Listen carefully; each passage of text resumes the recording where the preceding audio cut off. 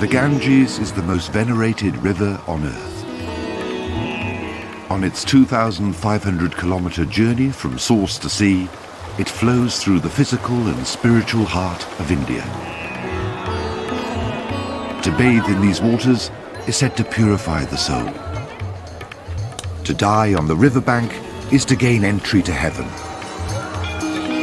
The Ganges' spiritual influence is matched by its physical power.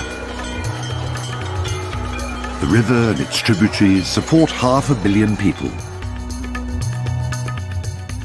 But today, a crisis is looming, which threatens to turn this river of life into a river of death. As India's population keeps growing, the pollution created by its people is defiling the waters which they worship. Each year, over 1 million young children are poisoned by this river. Today, the Ganges, though holy, is less than pure.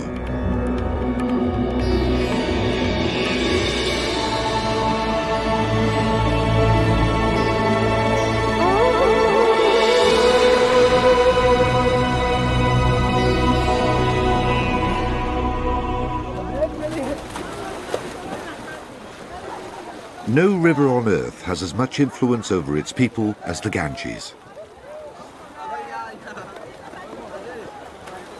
To millions of Indians, this river is a physical lifeline, providing their only source of fresh water. To Hindu believers, the Ganges is also the earthly form of the goddess Ganga. Its waters are said to be so powerful that just a drop can cleanse the body of sin. For thousands of years, this river has been the bedrock of Indian culture and belief. To the people, she is the mother who grants them eternal salvation. But in recent times, the quantity and quality of this water has been threatened. While the Himalayan glaciers which feed the river are retreating, the amount of pollution entering the waters is rising day by day. Within a generation, the Ganges might not only be too polluted to use, it might cease to exist. Today, the people of India are facing the greatest challenge in the history of the Ganges: how to purify a river which to them is the embodiment of purity itself.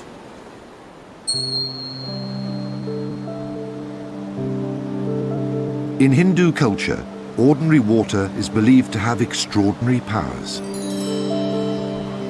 Millions of Indians follow a daily ritual of pouring a handful over themselves to remove the impurities which accumulate in the course of a day. When water is moving in a river, it's even more precious, since it carries any pollution away in its flow. All of India's major rivers are considered to be holy, but the river Ganges is the holiest of all.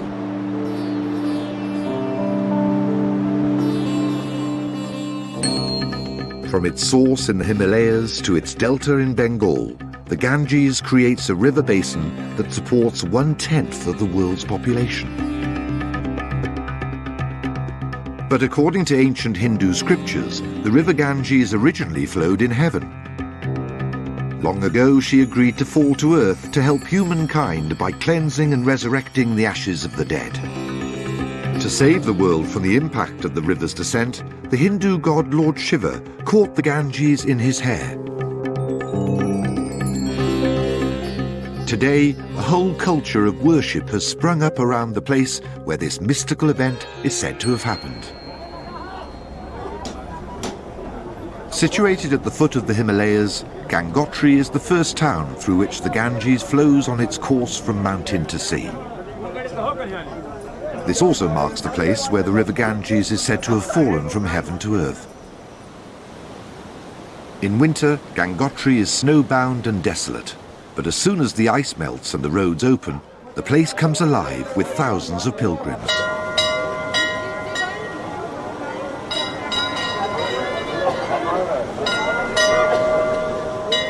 Visiting the Ganges at Gangotri is one of the most powerful pilgrimages a Hindu can make.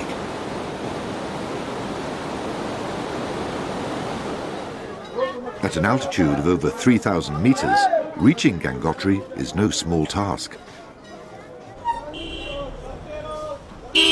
Most pilgrims arrive by bus, enduring a journey of days on overcrowded coaches along treacherous mountain roads. When they eventually set foot on solid ground, foremost in their mind is reaching the river, which they call Mother Ganga. Once at the water's edge, they fulfill their pilgrimage by bathing in the ice-cold flow. Just as goddess Ganga came to cleanse the ashes of humankind, these pilgrims believe that the river will remove their sins.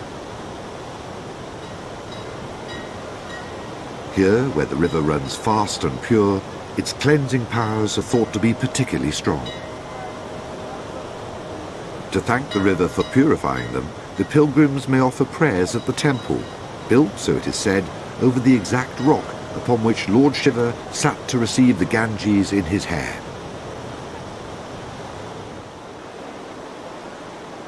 Some pilgrims employed priests to conduct private ceremonies of devotion. For a few rupees payment, they make offerings to Mother Ganga on the pilgrims' behalf.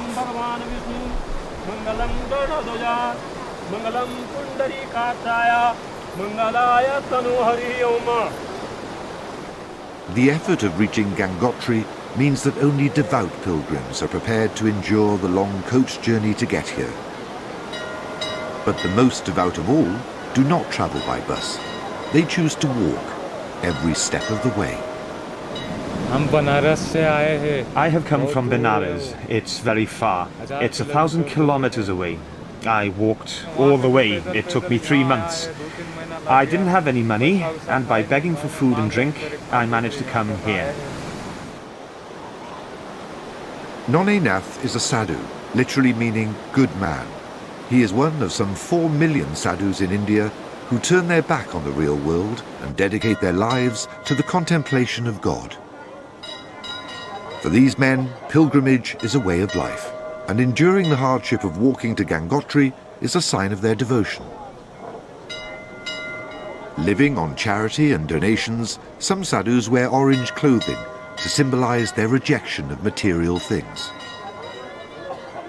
Some, like Nonne, cover themselves in ash as a sign of austerity. For sadhus, coming to Gangotri is an essential part of their lifelong quest to worship the deities, among whom goddess Ganga is one of the most powerful. Every morning I get up, bathe, perform my rituals and apply ash. I perform prayers to the Mother Ganga and for the people. Then, having had my meal and water, and after the evening prayer, I have to sleep. The next morning I wake up at 4 o'clock and bathe again. This is how one has to live in Gangotri.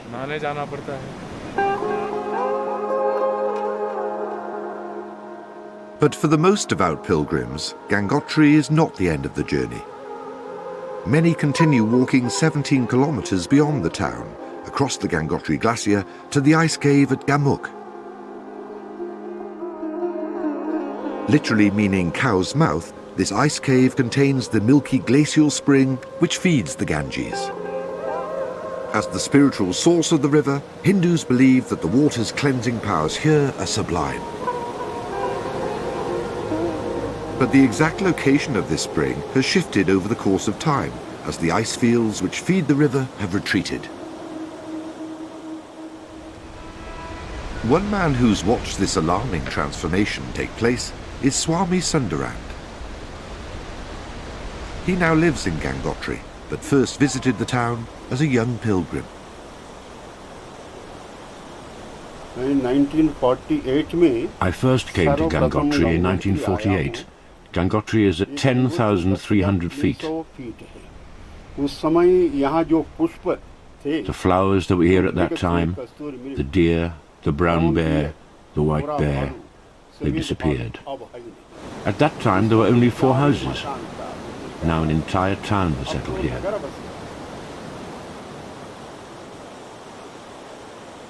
The house which Swami Sundarand built for himself is a testament to his lifelong passion for photography. When he travelled on from Gangotri to Gamuk, he took his camera with him. From right to left, this is a panorama of 8 photographs. Behind the Shivling Peak is the Meru Glacier. It meets the Gangotri Glacier over here. Now the Gangotri Glacier at Gamuk has receded by 3 kilometers. Its thickness has been reduced by 1 kilometer. Swami's photographs document the disturbing changes which are happening on the Himalayan ice fields. Each year, the Gangotri Glacier shrinks by 25 meters. This would explain the apparent confusion in religious accounts of where the Ganges begins. For though the glacial spring which feeds the river rises today at Gamuk, 4,000 years ago, when the Hindu scriptures were written, the glacier would have extended all the way to Gangotri, giving rise to the legend that it was here the Ganges fell to earth. The glacier is shrinking for 2 reasons. It's clear global warming has a part to play, but the pilgrims themselves are also responsible. To feed Gangotri's religious tourism industry, thousands of trees are being cut down for fuel and building, causing erosion and weakening the glacier walls. Due to hot weather, deforestation and fires, and modern development, the wildlife has been killed, and the Gangotri Glacier is receding further and further. In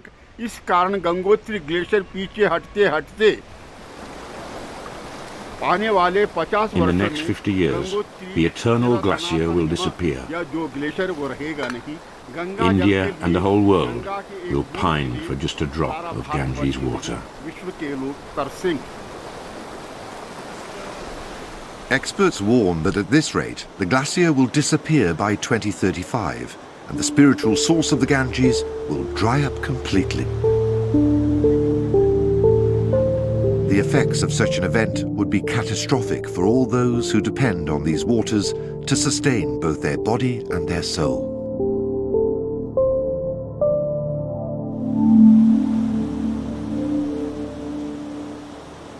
From Gangotri, the Ganges plunges downstream through the rugged mountains of northern India, bringing life to the land. In these poor and remote regions, the river provides the only source of fresh water. In a country which suffers severe water shortages, this is the greatest gift the Ganges can bestow.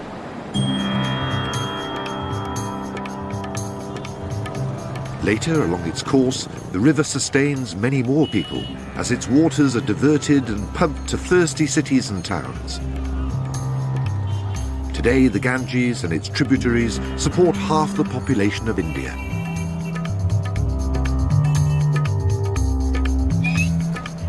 As well as quenching people's thirst, the river sustains their livestock and fertilizes their land.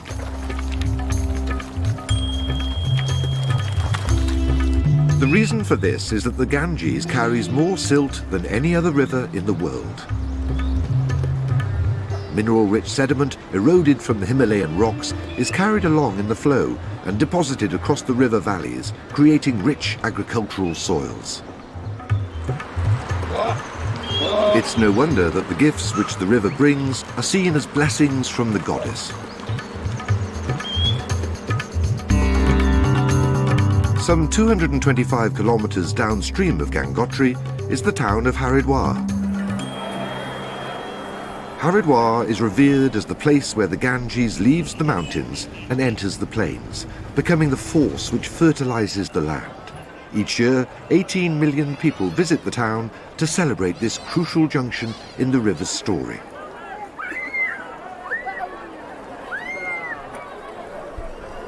The steep river slopes are lined with specially built steps known as ghats to allow easy access for bathing.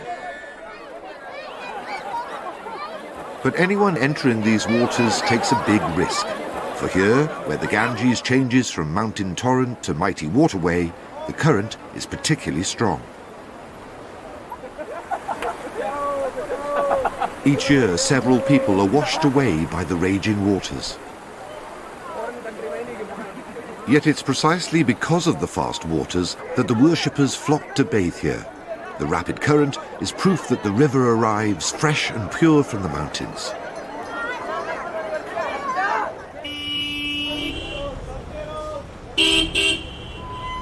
What's more, Haridwar is one of the first major towns downstream of the Ganges source that is easily reached by road, making it one of the most popular pilgrimage sites in India.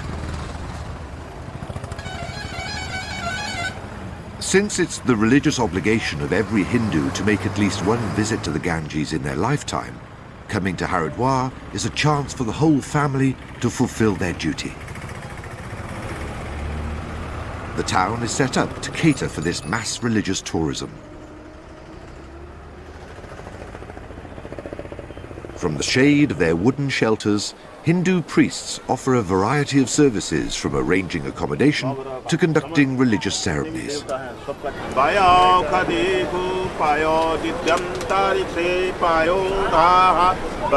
One which is particularly important to Hindu families is the mundan, a head-shaving ceremony performed in the first or third year of life. The hair present at birth represents unwanted traits from past lives. To ensure the child doesn't carry bad qualities from the past to the present, the head is shaved and the old hair thrown to the Ganges to be purified.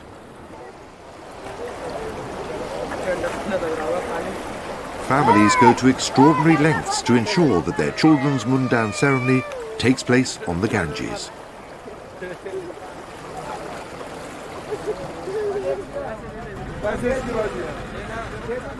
Before leaving Haridwar, even the most pious tourists like to buy a memento of their visit. Among the most popular gifts are sealed vials of river water, known as Ganga Jal. The label claims that adding a few drops of Ganga Jal to your bath will ease all kinds of illness and rid the body of sin. Most locals, however, choose to buy a plastic bottle, which they fill up for themselves. What seems like a cheap gift is in fact the most precious souvenir any visitor can take home. For Hindus believe Ganga Jal has supernatural powers. It's claimed that, never mind how long it's kept, Ganges water does not deteriorate, but stays fresh even when exposed to the air. It's even said that mosquitoes can't breed in Ganga Jal.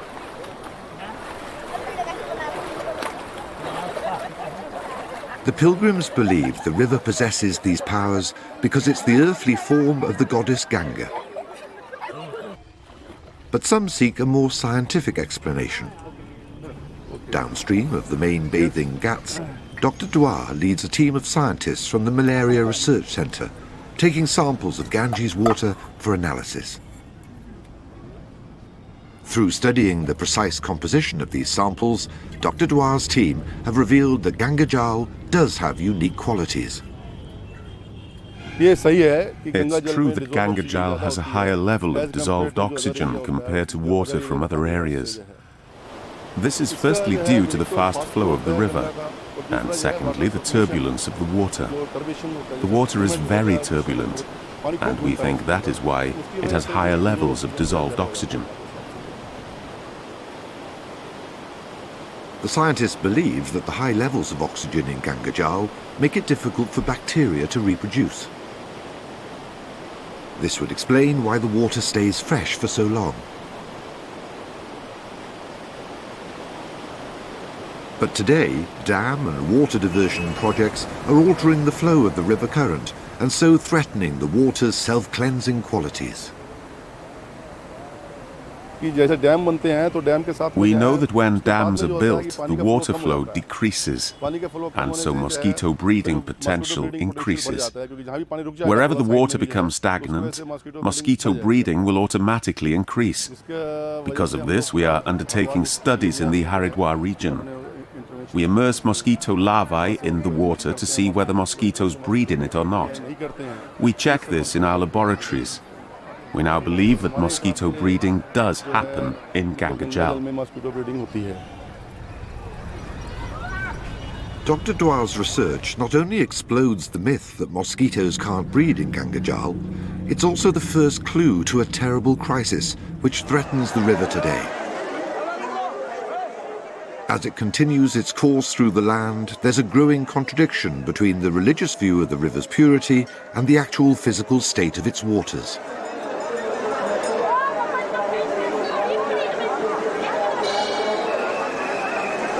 As night falls on Haridwar, pilgrims congregate for the evening prayer ceremony called Ganga Aarti, meaning river worship. This is a powerful celebration of the life-giving qualities which the Ganges carries forth from here to fertilize the land. But the beauty of the ritual belies a terrible irony. For while Haridwar is where the Ganges matures into a mighty river, it also marks the place where this river of life begins a bitter battle to survive the pollution and excesses of the modern world.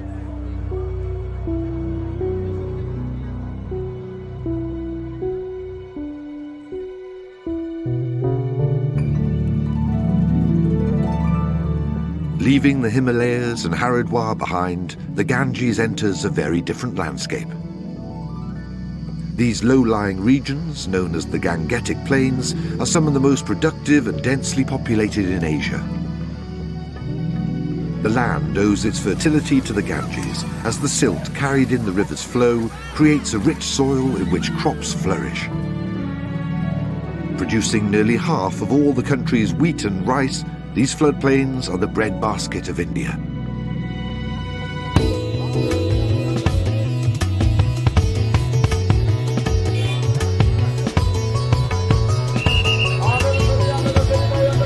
It's no wonder that the Ganges is revered as the river of creation and abundance. It's the river's natural fertility that supports the region's exceptionally high birth rates, which are set to propel India's population to around 1.5 billion people by 2030. By then, India will have overtaken China as the world's most populous country. But the population growth which the Ganges has helped create is now threatening its very existence. Because urban development is poisoning the river and the people who depend upon it.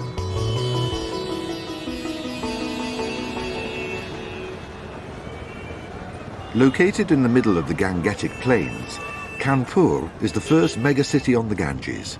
It's home to over 4 million people and a booming leather industry. The rich farmlands all around Kanpur have the highest concentration of livestock in India, making this the perfect place for leather production. Kanpur's 350 tanneries specialize in processing hides into heavy leather in an industry which yields $375 million a year. But poor planning means there's no effective system for dealing with the massive amounts of industrial waste produced. For those who work and live here, the sulfurous gases pouring from the factories are a serious health risk. Rates of respiratory disease in this town are extraordinarily high.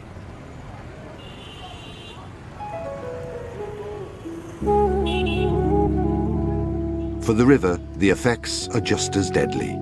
Most of the byproducts from the tanning industry end up in the Ganges.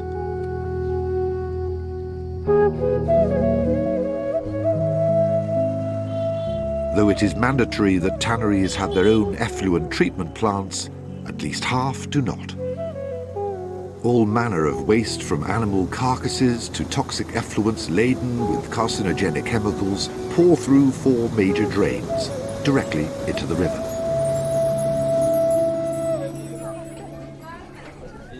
Madhapur is a fishing village a few kilometers downstream of Kanpur's leather industry. The residents here depend directly on the river for subsistence.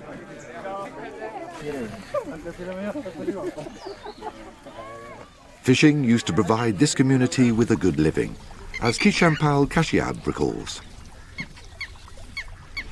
We used to watch our elders hunting for fish here, and they had to carry their catch in buffalo carts. Such big fish, long ones, weighing about 20 kilos. People couldn't even lift them sometimes. Then, as we grew up, the amount of fish gradually decreased. Some fish don't even come here anymore because of the bad water that flows from Kanpur. Sometimes dead fish pile up on the riverbank, and the Ganges stinks. To most fish, the pollution in this water proves deadly. Among the few species hardy enough to survive is the local roe fish. But when caught, their flesh is so laden with toxins, it is practically inedible. Sometimes we think, fine, we don't have anything else to eat, so we'll just cook this. But sometimes it turns out to be bad and makes the children sick. The people of Madhopur know only too well how pollution is poisoning the river. But they can't escape its deadly effects. They depend on these waters for their survival.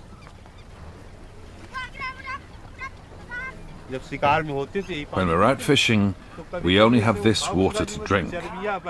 But when you raise your hand, it smells foul, and there's animal fat flowing in there. Your hands are sticky from the water, and it's so disgusting. God knows what they discharge into the river. It's not fit for drinking. When you raise your hand like this, you can see animal fat floating in the water. Today, the river is so polluted that it's impossible to make a living from fishing anymore. To survive, people like Hisham have tried farming instead. But even the land is poisoned by the river water used to irrigate the crops.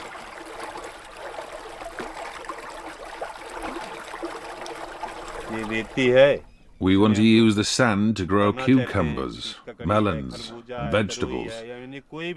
But when you plant seeds in the soil, they don't germinate. Even if they do germinate, when the plant becomes so big, it dies. That's it for us. Life is hell. For Kisham and his family, the future looks increasingly grim as Kanpur's industrial development continues. Commercial growth attracts tens of thousands of new residents to the city every year. But this mass migration simply makes the problem worse. For the population of Kanpur produce their own waste, around 360 million litres of sewage per day.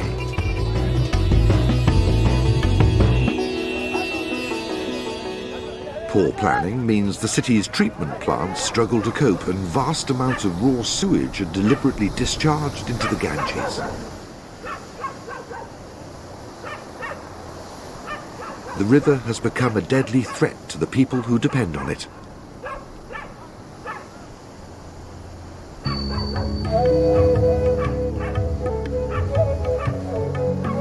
Nowhere is the problem more acute than at the holy Ghats, where the local people attend their daily bathing rituals. Even here, the Ganges is considered to be holy, and washing in its waters is supposed to rid the body of pollution. These days, the opposite outcome is more likely.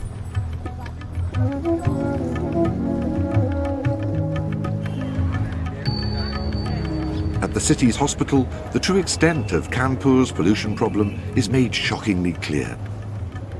Some 300 people a day come here seeking treatment for respiratory diseases caused by air pollution. The number of people suffering from waterborne diseases like cholera, diarrhea and hepatitis is even greater. Women and children are especially vulnerable. Dr. Kiran Pandey is an obstetrician who has first-hand experience of the deadly effects of pollution on people's health. If the water is polluted and people are drinking it, then the pollution is entering their bodies. Worm infestations are waterborne. Diarrhea is solely a water infection. Viral fever also originates in water. It's not only the organisms in the water which are dangerous, so too are the chemicals. Though the local drinking supply is treated before reaching the pumps, tests show that this water still has high levels of carcinogenic chromium. The untreated water being used to irrigate the crops is extremely contaminated, containing 64 times more arsenic and 120 times more mercury than recommended levels. These chemicals can not only cause cancer, they also destroy the nutrient content of the food. Bad water means a bad diet for these women.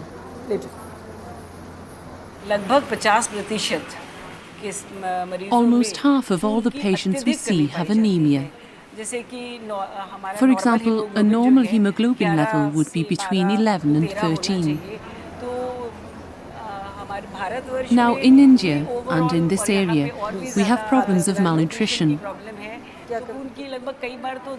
So we often get patients with hemoglobin levels of 1 to 3 milligrams. And because of this, the child's growth is affected. It could also lead to premature delivery and underweight babies, and even sometimes death.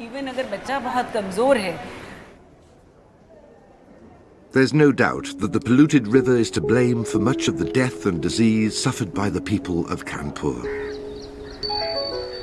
But they can't afford to protest too much. The wealth generated by the tanneries drives the local economy. For many residents, a dirty Ganges is a regrettable but necessary price to pay.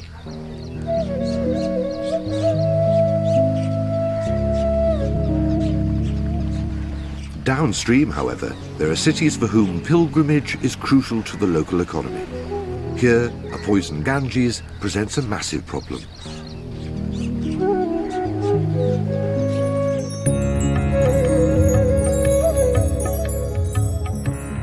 The city of Allahabad sits at one of the most sacred river confluences in India.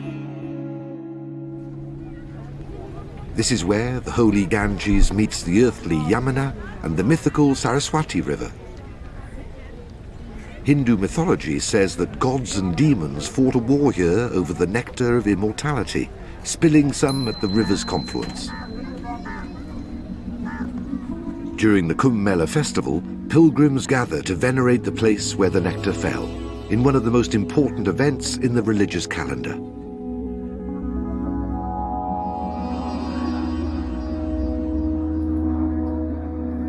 In the course of this 45-day festival, Allahabad is transformed, as some 70 million faithful descend upon it in what is perhaps the largest gathering of humans ever. The most important event of all is the royal bath, when pilgrims rush to the water's edge to perform a unique cleansing ritual for Mother Ganga. According to legend, when the goddess agreed to liberate mankind from its sins, she asked who would purify her afterwards. It was deemed to be the sadhus, who during the Kumbh Mela would bathe in the water, absorbing the river's sins and purifying her again and again. Being first to the river to cleanse the goddess is a much sought-after rite and has been the cause of stampedes in the past. But in 2007, things took a very different turn as the most committed holy men boycotted the festival. Disgusted by the pollution and islands of rubbish floating in the river, they refused to bathe until the authorities cleaned up the waters. Some even threatened mass suicide.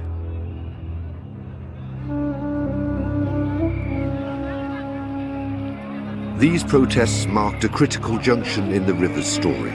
Even the sadhus felt they could no longer ignore the contradiction between their religious beliefs and the physical state of the waters. Shocked by the swell of public opinion, the authorities opened an upstream dam to flush pollution away from the main ghats. It worked. The sadhus were appeased and the festival went ahead. But in the minds of the public, a new truth had been established, that the Ganges, though holy, is now less than pure. It's becoming clear that drastic long-term action is needed to prevent this river of life from becoming the river of death.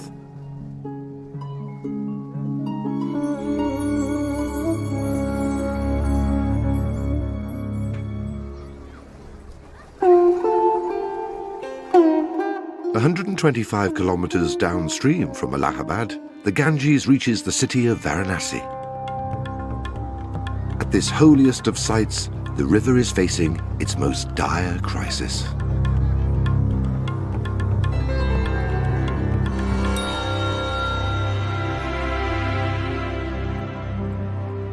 Varanasi is said to be the spiritual home of all 330 million Hindu gods and goddesses.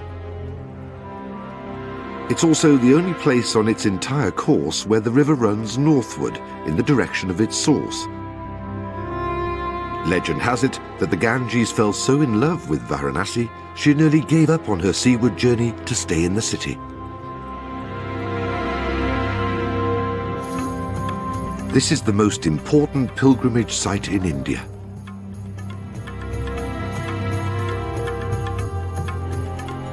Hindus believe that those who are cremated and have their ashes thrown to the Ganges at Varanasi will receive eternal salvation.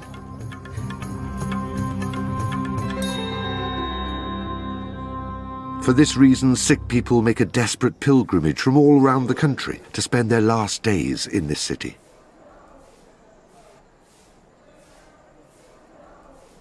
Living in the most primitive conditions, these women have chosen to leave their families behind and face death alone. Surendra Pasayad attends to the ill and dying on the riverbanks.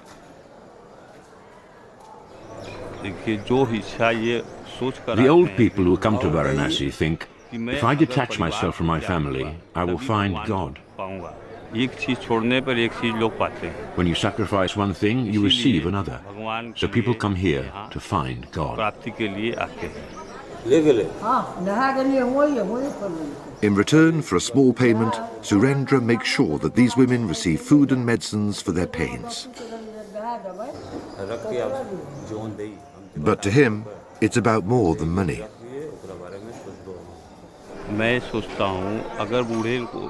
Helping the old people gives me more spiritual fulfillment than the act of just praying. I get a greater reward from serving the old people than from worship alone. That's why I do this work.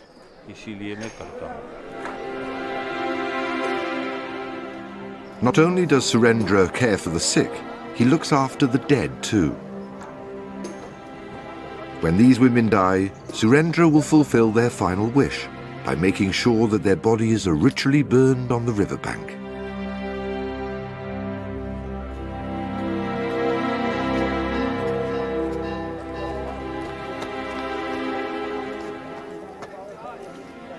The main cremation business is based here at the Manikanika Ghat, the holiest of all places in this city of holies. Working in this death factory is a dirty and dangerous job. Those who keep the fires burning day and night belong to the social group or caste known as the Untouchables. In traditional Indian society, Untouchables are recognized as having the lowest status of all the castes. But at Manikanika, they command huge respect. For rich or poor, high or low caste, the deceased and their families depend on these workers to carry out a proper Hindu funeral.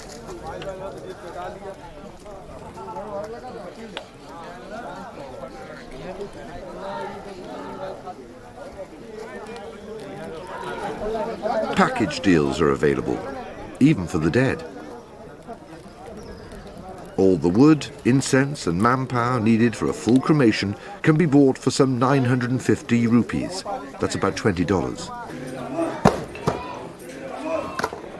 Once the price is agreed, the deaf servants go to work. Firewood is weighed for the pyre, onto which the body will be placed.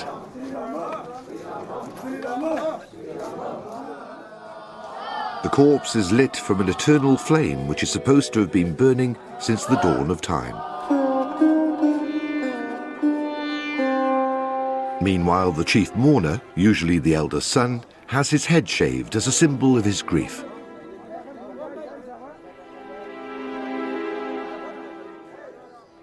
After the ritual preparation, the mourner takes the twigs of holy kusha grass from the eternal fire to set the pyre alight.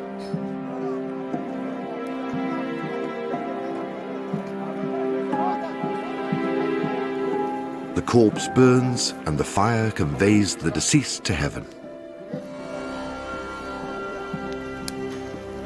To the wider world, the public nature of this ceremony may seem macabre.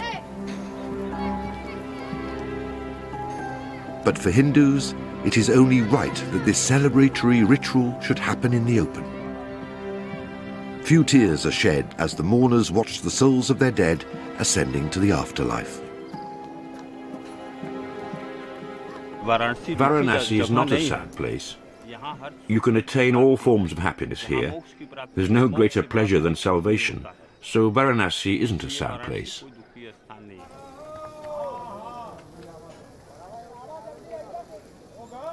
After the cremation, the ashes are thrown to the river and the mourners walk away without looking back.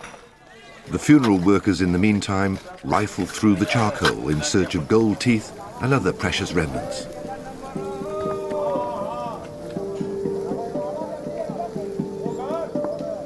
But it's not only people's ashes that are thrown to the river. Pregnant women and dead babies are considered devoid of sin. They don't need to be cleansed by cremation, and their bodies are floated directly on the water.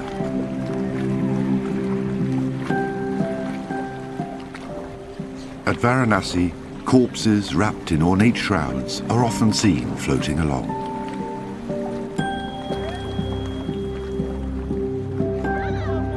The beach opposite the city is also littered with human remains.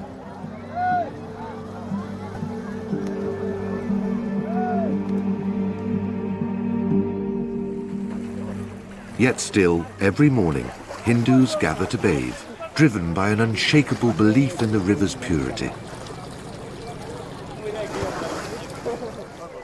One of them is Dr. Bhadra Mishra.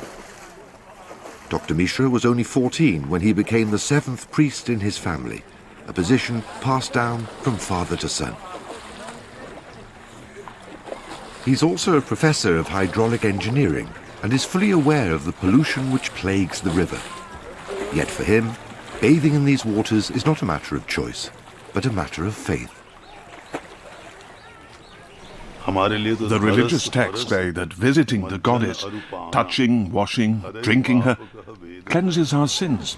I will not break from tradition, but I also just can't believe that there is no pollution entering the Ganges. There certainly is. So, in my case, there's a rationally trained mind as well as a committed heart. Dr. Mishra believes it is the authorities, not the pilgrims, who are to blame for most of the pollution on the Ganges.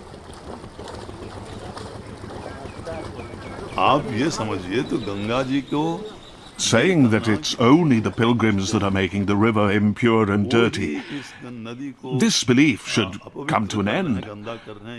The Ganges is being harmed by those people who are overseeing the functioning of the cities and the factories, and those who are dumping the effluents of the many factories into the river, which we refer to as point sources of pollution. 95% of the pollution is caused by point sources of pollution.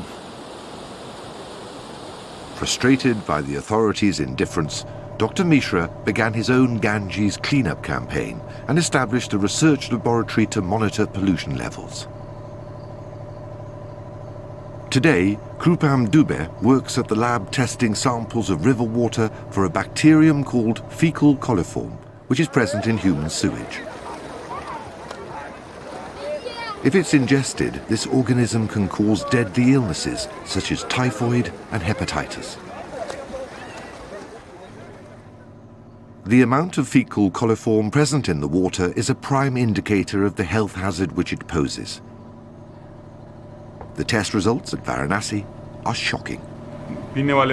For drinking water, the fecal coliform content should be 500 or less.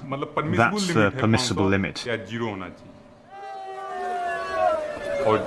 Our samples are taken 5 meters from the riverbank, because that's the furthest point from the bank that people are able to bathe. They also drink the water from there. And the fecal coliform count is found to be between 40,000 to 80,000. The biggest reason for this is sewage. Today, over 1 million litres of sewage is dumped into the Ganges every second. At Varanasi, the biggest problem is poor infrastructure. With a population of more than 3 million, this city suffers frequent power shortages. Without electricity, the pumps which operate the sewage plants shut down, and the backflow of waste ends up in the Ganges. The scale of Varanasi's sewage problem means that ordinary people are powerless to change it. But, driven by an innate desire to help the Ganges, they do what they can. Every morning, these men gather at the riverbank to clear the pollution with their bare hands. Garlands, flowers, plastic, clothes. We pick them all up and put them in the boat. We take this rubbish to the other side of the river where the dogs and crows eat it all up. They also pick up human corpses and carcasses of sacred cows, often found floating in the waters.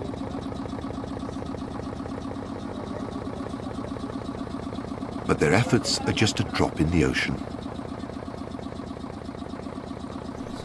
Of course, we feel there shouldn't be any pollution. We try and clean up, but the pollution continues. How much can be cleaned? There are just a few of us cleaning, but God knows how many are polluting.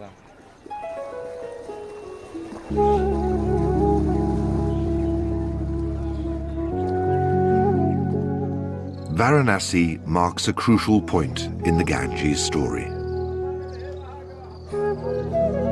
It's here that the spiritual cycle of life and death associated with the river reaches its climax. It's also where hard science is most at odds with Hindu belief. The evidence proves that the Ganges at Varanasi is anything but pure. Many claim that the pilgrims' faith makes them blind to the problems. Others believe that even if people knew about the pollution, they would still feel compelled to bathe. For them, the Ganges is the medium of life. Just like a fish cannot be separated from water, they cannot be separated from the Ganges. What's more, Dr. Mishra is convinced that the people best placed to purify the Ganges are the very people who believe in her purity. If I sit with the masses and say that the Ganges has become dirty, is polluted, within a minute or two, someone will get up and say, "Your Holiness, please don't say that. It's unbearable. What are you saying? Can the mother ever be dirty or polluted?" But when you show them what's happening, they say, "No, the city's sewage and drains should not be emptied into the river. This must stop."